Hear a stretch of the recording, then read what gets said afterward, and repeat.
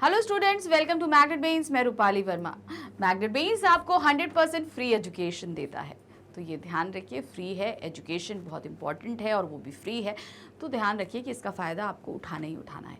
और हमारे चैनल पर आइए, आपको जो भी ज्ञान प्राप्त करना है आपको 100% फ्री मिलेगा। मतलब यहाँ पर मिलने वाले सभी वीडियोस आपको 100% फ्री मिल रहे हैं, यानी कि किंडरगार्टन से लेकर क्लास 12 तक आपके हिंदी मीडियम, इंग्लिश मीडियम सभी कुछ टोटल फ्री है। आप किसी भी कंपटीशन की तैयारी कर रहे हैं, किसी भी एग्ज़ाम का प्रिपरेशन कर रहे हैं, सारे ही वीडियो आपको यहाँ पर 100% फ्री मिलते हैं। तो आते हैं आज के हमारे वीडियो पे। आज का हमारा वीडियो है क्लास 12 हिंदी इलेक्टिव के स्टूडेंट्स के लिए। हमारी बुक है हिंदी की अंतरा भाग 2। ये बुक हमारी 2 खंडों में विभक्त है, काव्य खंड और गद्य खंड। आज हम करा रहे हैं गद्य खंड का अध्याय संख्या 5।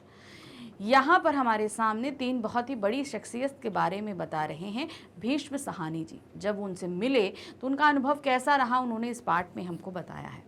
तो ये पाठ है गांधी, नेहरू और यासेर अराफात।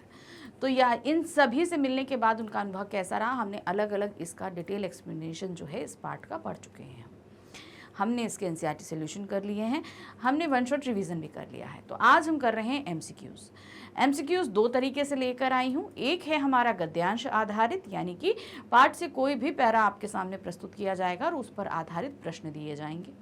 फिर है संपूर्ण पाठ आधारित प्रश्न, यानी कि पूरे ही पाठ में जिसमें आपका कवि परिचय, उनकी काव्यगत विशेषताएं, आपका पाठ परिचय, पाठ में आने वाले वक्तव्यों के बारे में आपसे कहीं कुछ पूछा जा सकता है, उनका अर्थ है, उनका तात्पर्य है, कुछ भी पूछा जा सकता है। तो बहुत अच्छे से पाठ को आप समझ लीजिएगा, तब आप इनको कर पाएंगे। तो चलिए शुरू करते हैं। दोनों ही तरीके से एमसीक्यूज आपको इस वीडियो में कराए जाएंगे। सबसे पहले हमारे पास में जो आ रहा है वो है गद्यांश आधारित प्रश्न। तो सबसे पहला गद्यांश है हमारे पास में। हर दिन प्रातः जिस कच्ची सड़क पर वह घूमने निकलते उसके एक सिरे पर एक कुटिया थी जिसमें एक रुग्ण व्यक्ति रहता था। रुग्ण मतलब बीमार। संभवतः वह दिक के मरीज थे। दिक अर्थात आपका तपेदिक, यानी कि जिसको हम टीवी भी बोलते हैं। गांधी जी हर दिन उसके पास जाते और उसके स्वास्थ्य के बारे में पूछताछ करते। उनका वार्तालाप गुजराती भाषा में हुआ करता था। मैं समझता हूँ गांधी जी की देखरेख में उसका इलाज चल रहा था। यह गांधी जी का रोज का नियम था। तो सबसे पहले भीष्म साहनी जी ने इस पाठ में गांधी जी से उनकी मुलाकात सेवाग्राम में किस तरीके से हुई और वहाँ पे कई जो वाकया उनके सामने घटित हुए उन्होंने उसका वर्णन किया। तो उसी में से एक ये वाकया था जो हमने यहाँ पर पढ़ा है। अब इस पे आधारित प्रश्न क्या है, कुटिया में कैसा व्यक्ति रहता था? अस्वस्थ, घमंडी, बलशाली या स्वस्थ? तो वो कैसा व्यक्ति था? वो रुग्ण अर्थात अस्वस्थ व्यक्ति था, यानी कि बीमार व्यक्ति था। गांधी जी और कुटिया में रहने वाले व्यक्ति के बीच बातचीत किस भाषा में होती थी? हिंदी, क्षेत्रीय बोली, अंग्रेजी या गुजराती? तो उनकी होती थी गुजराती भाषा में बातचीत। गांधी जी का प्रतिदिन का क्या नियम था? कुटिया में रहने वाले व्यक्ति से मिलना, प्रातःकाल सैर पर जाना, दिल के मरीजों की सेवा करना या उपरोक्त सभी? तो गद्यांश के हिसाब से उनका जो कार्य था वो था प्रतिदिन कुटिया में रहने वाले व्यक्ति से जाकर उसके हालचाल लेना और उससे मिलना। कुटिया में रहने वाला व्यक्ति किस बीमारी से पीड़ित था? कैंसर, दिल की बीमारी, शुगर या टीबी? तो वो जो था वो था दिक की बीमारी बोला गया ना। दिक की बीमारी मैंने आपको बताई, वो है टीबी की बीमारी। प्रस्तुत गद्यांश के माध्यम से गांधी जी की किस चारित्रिक विशेषता का पता चलता है? कौन सी चारित्रिक विशेषता हमारे सामने निकल कर आती है? कुशल वक्ता, मानवीयता, गुजराती भाषा प्रेमी या स्वास्थ्य सतर्कता? तो यहाँ पर जो आता है वो है मानवीयता, कि भाई वो इतने बड़े व्यक्ति थे लेकिन तब भी अगर कोई बीमार व्यक्ति है, कुछ है, तो उसका डेली जो है हालचाल पूछना, 2 मीठे बोल बोलना, वो करना वो कभी भी चूकते नहीं थे। अब हमारे पास दूसरा गद्यांश है। क्या है, फिर से इसको ध्यान से पढ़ेंगे। जब श्रद्धालु चले जाते और गिरजा खाली हो जाता तो बाजीगर चुपके से अंदर घुस जाता, कपड़े उतार कर पूरे उत्साह के साथ अपने कर्तव्य दिखाने लगता। गिरजे में अंधेरा था, श्रद्धालु जा चुके थे, दरवाजे बंद हैं। कभी सिर के बल खड़े होकर, कभी तरह तरह अंग चालन करते हुए बड़ी तन्मयता के साथ एक के बाद एक कर्तव्य दिखाता। यहाँ तक कि हाफने लगता। उसके हाफने की आवाज कहीं बड़े पादरी के कान में ना पड़ जाती और वह यह समझकर कि कोई जानवर गिरजे के अंदर घुस आया है, वह गिरजे को दूषित कर रहा है, भागता हुआ गिरजे के अंदर आता है। तो ये भी एक जो है उनके घटा हुआ था भीष्म, उन्होंने ये हमारे सामने प्रस्तुत किया। तो अब इस पे आधारित प्रश्न क्या है, प्रस्तुत गद्यांश में किस प्रसंग का वर्णन किया गया है? गिरजा घर में होने वाले वार्षिकोत्सव, माता मरियम के सम्मुख गरीब नट की आस्था का, श्रद्धालु के सम्मुख बाजीगर के कौशल प्रदर्शन का, गरीब की थकान व अस्वस्थता का। तो यहाँ पे जो वर्णन किया गया है वो है माता मरियम के सम्मुख गरीब नट की आस्था का। नेक्स्ट है, पादरी को गिरजाघर में किसने घुस आने का अंदेशा होता था? क्या घुस आया है? श्रद्धालुओं की विशाल भीड़, जानवर का, बाजीगर का या अन्य पादरियों के आने का। तो पादरी को किस चीज का अंदेशा होता था? वो होता था कहीं ऐसा ना हो कि कोई जानवर घुस आया है, इसी डर से वो आ जाएंगे। बाजीगर के गिरजाघर में चुपके से घुसने का क्या कारण था? वो चुपके से क्यों घुसता था, क्या कारण था? बाजीगर को अछूत माना जाता है इसलिए, बाजीगर में अहंकार होता है, बाजीगर का चोर होना या बाजीगर की गरीबी। तो वो चुपके से इसलिए घुसता था क्योंकि बाजीगर एक गरीब व्यक्ति था और वो माता मरियम को के सामने अपने हुनर को प्रदर्शित करना चाहता था, लेकिन कोई उसको करने नहीं देता था क्योंकि वो एक गरीब था, उसको कोई सुनता नहीं था। इसी कारण से उसे चुपके से गिरजाघर के अंदर घुसना पड़ता था।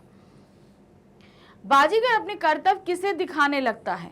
श्रद्धालुगण, पादरी, माता मरियम या ये सभी? तो किसको दिखा रहा था? वो माता मरियम को वो अब सारे कर्तव्य दिखा रहा था। प्रस्तुत गद्यांश में वर्णित प्रसंग को किसने कहा है? कौन इसको बता रहा है? गांधी जी, नेहरू, शास्त्री जी या यासेर अराफात? तो इसको कौन बता रहा है? इसको नेहरू जी ने बताया था। जब भीष्म साहनी जी उनसे नेहरू जी से मिले थे ना, तब नेहरू जी ने ये वक्तव्य बताया था। अब आते हैं हमारे पास तीसरे गद्यांश पे। क्या दिया है? अखबार मेरे हाथ में था, तभी मुझे एक बचकानी सी हरकत सूझी। मैंने फैसला किया कि मैं अखबार पढ़ता रहूंगा और तभी नेहरू जी के साथ हाथ में दूंगा जब वह मांगेंगे। कम से कम छोटा सा वार्तालाप तो इसी बहाने हो जाएगा। नेहरू आए, मेरे हाथ में अखबार देकर चुपचाप एक और खड़े हो गए। वह शायद इस इंतजार में खड़े रहे कि मैं स्वयं अखबार उनके हाथ में दे दूं। मैं अखबार की नजरसानी क्या करता, मेरी तो टांगे लरजने लगी थी। डर रहा था कि नेहरू जी बिगड़ ना उठे, फिर भी अखबार को थामे रहा। कुछ देर बाद नेहरू जी धीरे से बोले, आपने देख लिया हो तो क्या मैं एक नजर देख सकता हूं?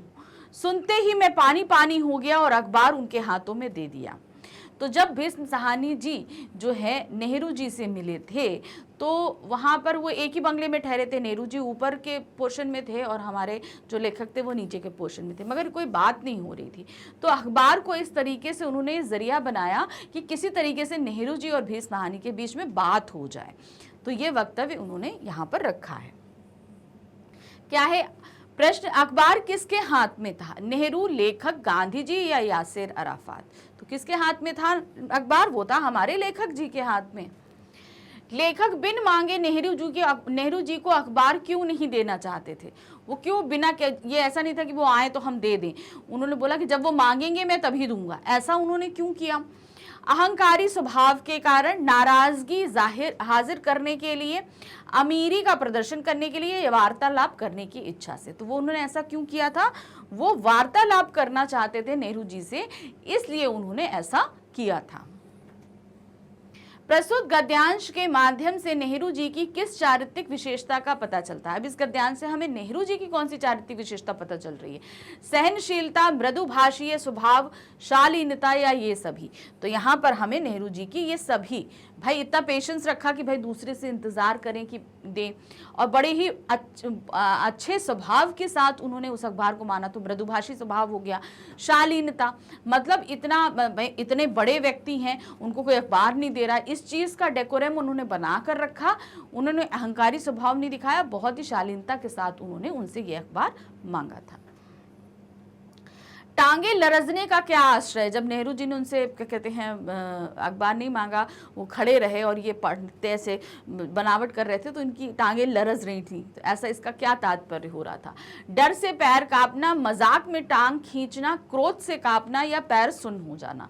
तो टांगे लरजने से तात्पर्य है डर से पैर कांपना। लेखक के पानी पानी होने का क्या कारण था, क्या कारण था कि वो पानी पानी हो रहे थे। नेहरू जी का गुस्सा, नेहरू जी का अखबार मांगने का तरीका, लेखक के ऊपर पानी पड़ना, नेहरू जी द्वारा लेखक को डांटना। तो सही क्या था इसमें, क्यों पानी पानी हो रहे थे, क्योंकि नेहरू जी का अखबार मांगने का तरीका, उन्होंने इतनी शालीनता और इतने सॉफ्ट स्पोकन तरीके और इतने स्वीट वर्ड्स में उनसे मांगा था कि जो है लेखक को वो शर्म आने लगी थी, इसलिए वो पानी पानी हो गए थे। अब आते हैं नेक्स्ट गद्यांश पे, क्या है। धीरे धीरे बातों का सिलसिला शुरू हुआ, हमारा वार्तालाप ज्यादा दूर तक तो जा नहीं सकता था। फिलिस्तीन के प्रति साम्राज्यवादी शक्तियों के अन्यायपूर्ण रवैये की हमारे देश के नेताओं द्वारा की गई भर्त्सना, फिलिस्तीन आंदोलन के प्रति विशाल स्तर पर हमारे देशवासियों की सहानुभूति और समर्थन आदि। एक बार जब मैंने गांधी जी और हमारे देश के अन्य नेताओं का जिक्र किया तो अराफात बोले, वे आपके ही नहीं हमारे भी नेता हैं, उतने ही आदरणीय जितने आपके लिए हैं।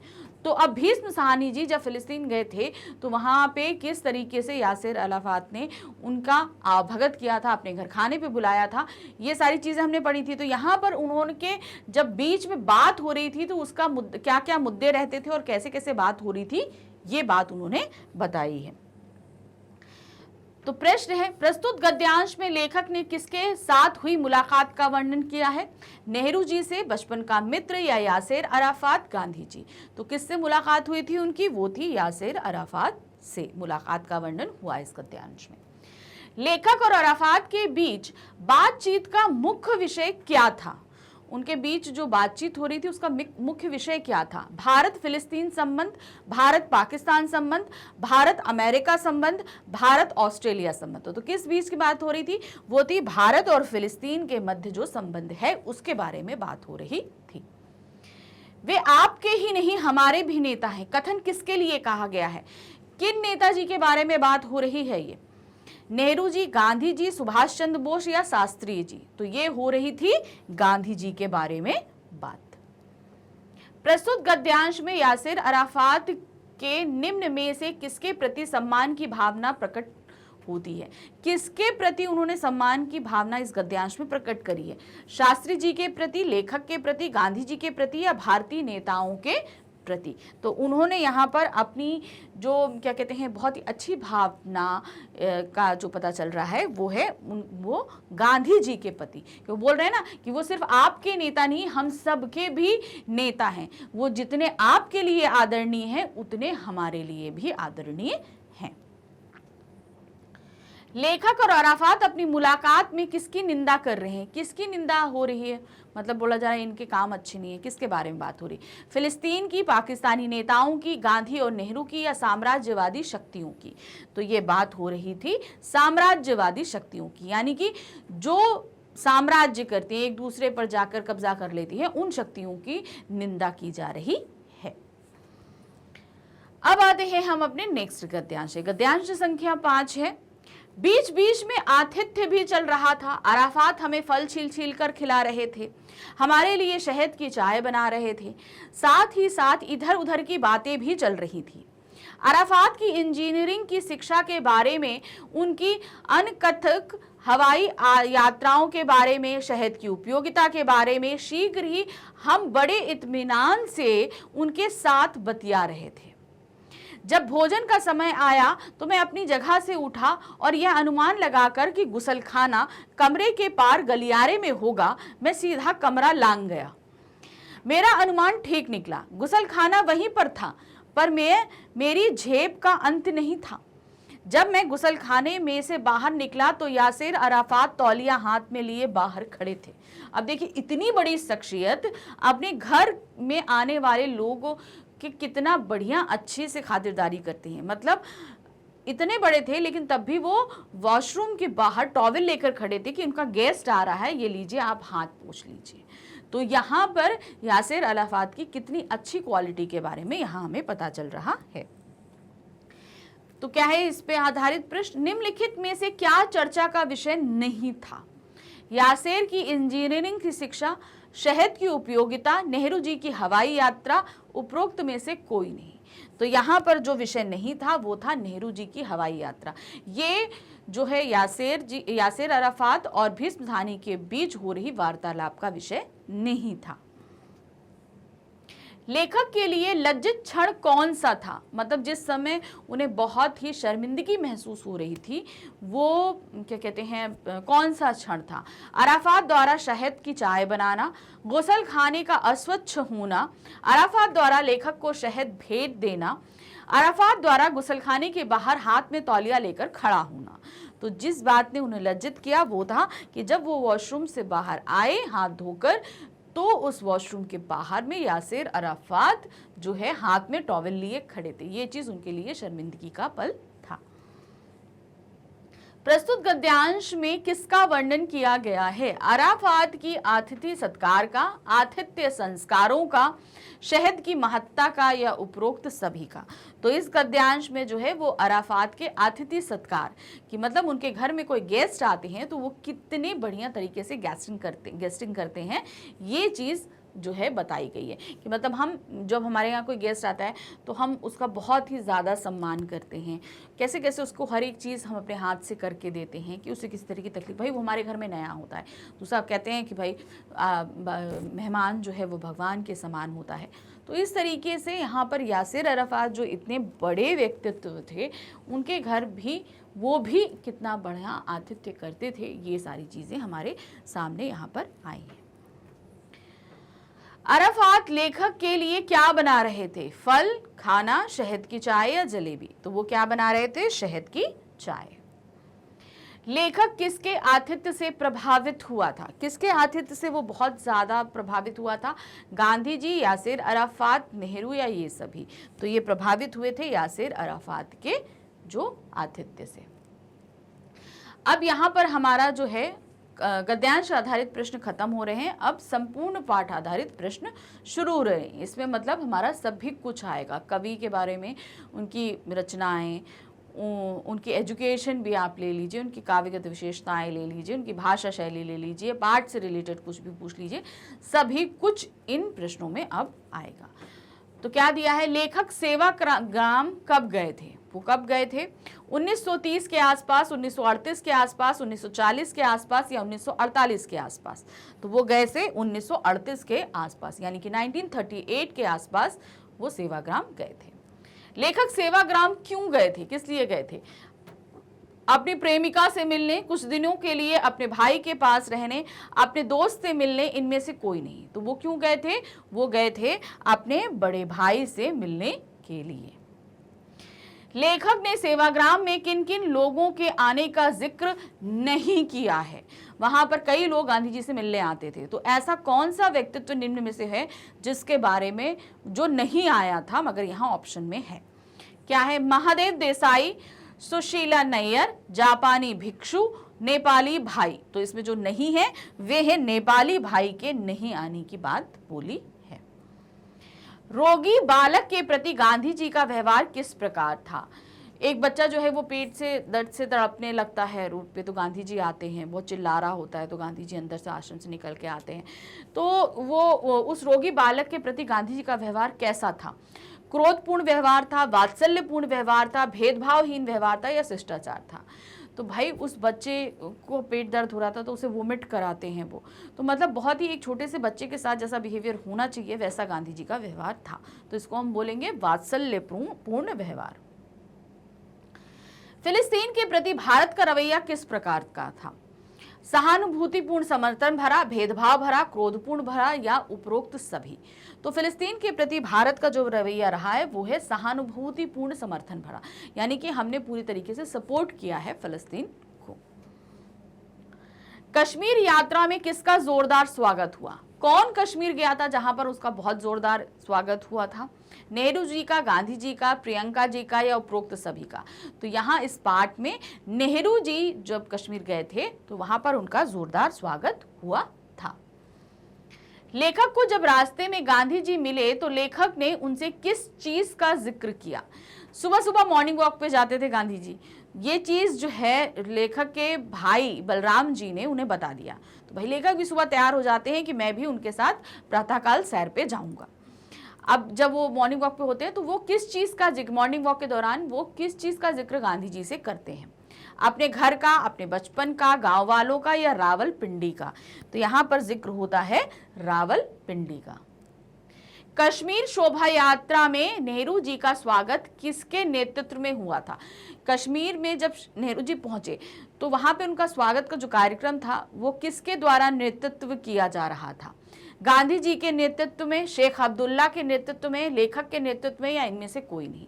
तो वहां पर जो नेतृत्व कर रहे थे वो थे शेख अब्दुल्ला।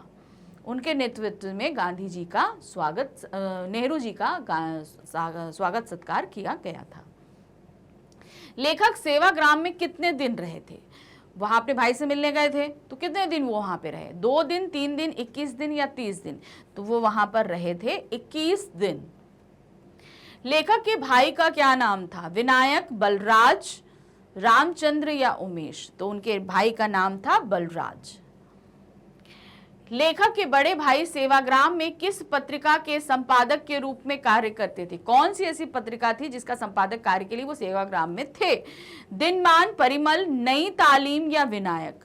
तो वो पत्रिका थी आपकी नई तालीम, उसके संपादक कार्य के सिलसिले में वो वहां पर कार्यरत थे। किस सन में कांग्रेस का हरिपुरा अधिवेशन हुआ था? अब ये चीज मेंशन की गई है, सन बहुत जरूरी है। तो कौन सा सन था? सन 1930, सन 1938, सन 1950 या सन 1945? तो कांग्रेस का हरिपुरा अधिवेशन सन 1938 में हुआ था, यानी कि 1938 में। वर्धा स्टेशन से सेवाग्राम तक का फासला कितनी दूरी का था? भाई ट्रेन जो है वो वर्धा स्टेशन तक जाती थी, फिर वर्धा स्टेशन से सेवाग्राम आना पड़ता था। तो अब वर्धा स्टेशन से सेवाग्राम की दूरी कितनी थी? ये भी आपका पार्ट में मेंशन है। कितनी दूरी थी वो? 2 मील, 5 मील, 6 मील या 7 मील? तो ये दूरी थी आपकी 5 मील की दूरी। लेखक ने वर्धा स्टेशन से सेवाग्राम तक का फासला किस वाहन में बैठकर किया? उन्होंने, भाई 5 मील, भाई कोई व्यक्ति पैदल तो नहीं चलेगा, तो वो कौन सा वाहन उन्होंने किया था कि वो स्टेशन से सेवाग्राम तक आए थे? मोटर गाड़ी, इक्के या तांगा? इक्का या तांगा मतलब वो जो घोड़े वाला है ना, तो घोड़ा गाड़ी भी जिसको बोलते हैं वो। बस या साइकिल? तो वो आए थे इक्का या तांगे पर। गांधी जी सेवाग्राम में प्रातः कितने बजे घूमने के लिए निकलते थे? वो मॉर्निंग वॉक कितने बजे निकलते थे? जो लेखक के घर के सामने से, अर्थात मतलब उनके भाई बलराज के घर के सामने से निकलते थे। तो वो था प्रातः 5 बजे, प्रातः 7 बजे, प्रातः 8 बजे या प्रातः 4 बजे? तो गांधी जी मॉर्निंग में, यानी प्रातःकाल सैर जो है वो प्रातः 7 बजे जो है वहां से निकलते थे। चीवर का क्या अर्थ होता है? चीवर शब्द इस्तेमाल किया गया है, उसका अर्थ क्या होता है? वस्त्र पहनावा, बौद्ध भिक्षुओं का उमरी पहनावा, या उपरोक्त सभी? तो यहाँ पर बौद्ध भिक्षुओं का ऊपरी पहनावा है, जो बौद्ध भिक्षु पहनते हैं ना ऊपर की तरफ। तो यहाँ पर इसका सही ऑप्शन है उपरोक्त सभी। चीवर का तात्पर्य यहाँ पे वस्त्र से भी है, पहनावे से भी है, और बौद्ध भिक्षु जो ऊपर से जो पहनते हैं, पहनावा ऊपर से, उसको भी चीवर कहा जाता है। अगला क्वेश्चन है हमारे पास में, रुग्ण का क्या तात्पर्य होता है? बीमार, अस्वस्थ, उपरोक्त दोनों, एक प्रकार की बीमारी का नाम। तो यहाँ पर रुग्ण का तात्पर्य बीमार और अस्वस्थ दोनों से है, तो सही हमारा क्या होगा? उपरोक्त दोनों। नेक्स्ट आते हैं, दत्तचित्त से क्या तात्पर्य? दत्तचित्त का क्या मतलब होता है? जिसका नाम किसी कार्य में अच्छी तरह लगा हो, जिसका मतलब मन हम कोई काम करें और हम पूरी तरीके से डीपली उसी में हो, तो उसको दत्तचित्त बोलेंगे। एकाग्र यानी कि कंसंट्रेशन के साथ हम काम कर रहे हैं। उपरोक्त दोनों, जिसका कोई भी मन ना हो, तो यहाँ पर आपका दोनों ही, जिसका मन किसी कार्य में अच्छी तरह लगा हो और एकाग्र, दोनों ही तात्पर्य होता है। यहाँ पर हम लिखेंगे उपरोक्त दोनों, यानी जिसको हम दत्तचित्त क्या बोलेंगे? जो एकाग्र होकर काम करता है, यानी कि कंसंट्रेशन के साथ हम किसी काम में लगे हों। गांधी, नेहरू और यासिर अराफात पाठ के लेखक कौन हैं? किसने इस पाठ को लिखा है? मनु भंडारी हीरानंद, सच्चिदानंद, वात्सायन, महादेवी वर्मा या भीष्म साहनी? तो इस पाठ को लिखा हुआ है भीष्म साहनी जी ने। भीष्म साहनी का जन्म कब हुआ? इनका जन्म कब हुआ? सन 1911, सन 1912, सन 1914 या सन 1915? तो भीष्म साहनी जी का जन्म हुआ है सन 1915 को। भीष्म साहनी जी का जन्म कहाँ पर हुआ? लाहौर, रावलपिंडी, इस्लामाबाद या फर्रुखाबाद? तो इनका जन्म हुआ था रावलपिंडी में। तभी जब गांधी जी सैर करने आते तो उनकी मॉर्निंग वॉक का जो में किस चीज़ का जिक्र होता है? रावलपिंडी के बारे में होता है, क्योंकि जब गांधी जी को पता चलता है कि लेखक रावलपिंडी से आए हैं तो उसके बारे में, वहाँ के बारे में वो जानने की कोशिश करते हैं कि भाई कैसा चल रहा है वहाँ पर। भीष्म साहनी ने पीएचडी की उपाधि कहाँ से प्राप्त करी? उन्होंने पीएचडी करी तो कहाँ से उन्होंने ये चीज़ करी? पंजाब विश्वविद्यालय, इस्लामाबाद विश्वविद्यालय, रावलपिंडी विश्वविद्यालय या लाहौर विश्वविद्यालय? तो भीष्म साहनी जी ने जो है पीएचडी की जो उपाधि थी वो प्राप्त करी थी पंजाब विश्वविद्यालय से। अच्छा देखिए, ये जब हम बात कर रहे हैं आज़ादी से पहले की, सन 1947 की, तो पाकिस्तान के जो शहर हैं लाहौर, इस्लामाबाद, रावलपिंडी, ये सभी भारत का ही हिस्सा हुआ करते थे। तो जाहिर सी बात है कि कोई पंजाब में है तो वहाँ जाकर भी पढ़ सकता है। जैसे वो रावलपिंडी में पैदा हुए, उन्होंने पीएचडी जो है वो पंजाब में आकर करी। क्यों? क्योंकि ये एक ही देश के हिस्से थे। भीष्म साहनी द्वारा लिखित गुलेल का खेल साहित्य की किस विधा में लिखा गया है? उनकी एक रचना है गुलेल का खेल, वो किस विधा में लिखा जा रहा, मतलब क्या चीज है वो? उपन्यास, नाटक, यात्रा वृत्तांत या बालोपयोगी कहानियां?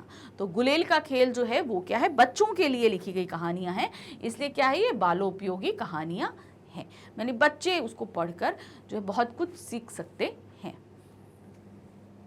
भीष्म साहनी जी को किस कृति के लिए साहित्य अकादमी पुरस्कार से सम्मानित किया गया? उनकी कौन सी रचना थी जिसके लिए उनको साहित्य अकादमी पुरस्कार मिला? भटकती राख, झरोके, गुलेल का खेल या तमस? तो उनको जो मिला था वो था तमस के लिए।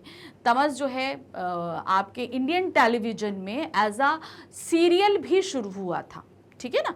तो आप अगर कभी देखना चाहो तो उसको देख सकते हो, वो नेट पे भी अवेलेबल है। तो तमस जो है उसके लिए उनको साहित्य अकादमी पुरस्कार मिला था। भीष्म साहनी जी का देहावसान कब हुआ, अर्थात उनकी मृत्यु कब हुई? सन 2020, सन 2010, सन 2005 या सन 2003?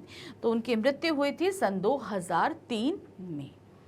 तो ये था हमारे इस पाठ के प्रश्न उत्तर आपके लिए जो हम लेकर आए थे। काफ़ी हद तक हमने हर एक चीज़ से लेकर यहाँ पर प्रश्न बनाने की कोशिश करी है, चाहे उनकी रचनाएं हो, भाषा शैली हो, सभी कुछ के से हम थोड़े थोड़े क्वेश्चंस आपके लिए लेकर आए थे। तो आपको काफ़ी हद तक समझ में आ गया होगा कि किस तरीके से प्रश्न आपसे पूछे जाएंगे, तो आपको तैयारी कैसे करनी है, ये सारी चीज़ें हम आपको करा रहे हैं, और वो भी 100% फ्री, क्योंकि हमारे चैनल यानी कि मैग्नेट ब्रेन्स पर मिलने वाले सभी वीडियोस आप अपने हर एक सब्जेक्ट, यहाँ तक कि किंडरगार्टन से लेकर क्लास 2 तक की कोई भी क्लास, कोई भी सब्जेक्ट के वीडियो आपको देखने हो, वो 100% फ्री है। यहाँ पर किसी तरह का कोई कूपन नहीं है दिया जाता, और ना ही किसी तरह की पेमेंट की मांग करी जाती है। यहाँ आप जितने भी वीडियोस देखेंगे 100% फ्री देखेंगे, और ये सारे वीडियो आपको यूट्यूब पे, हमारी वेबसाइट पे और हमारे ऐप पे मिल सकते हैं। तो यहाँ पर आकर आप इस फ्री वीडियोस का लाभ उठाइए, और डेली अपडेट्स यानी कि आगे क्या होने वाला है, क्या क्या नई चीज़ें आने वाली है, ये अपडेट्स आपको हमारे सोशल अकाउंट्स पे भी अवेलेबल हैं, तो उनसे आप जुड़ सकते हैं। हमारे सोशल अकाउंट्स हैं, जैसे व्हाट्सअप है, आपका फेसबुक है, टेलीग्राम है, इंस्टाग्राम है, इन पर आप जुड़कर जो है यहाँ के डेली अपडेट्स भी ले सकते हैं। तो आगे और वीडियो हैं, देखते रहिएगा। Thank you, bye bye.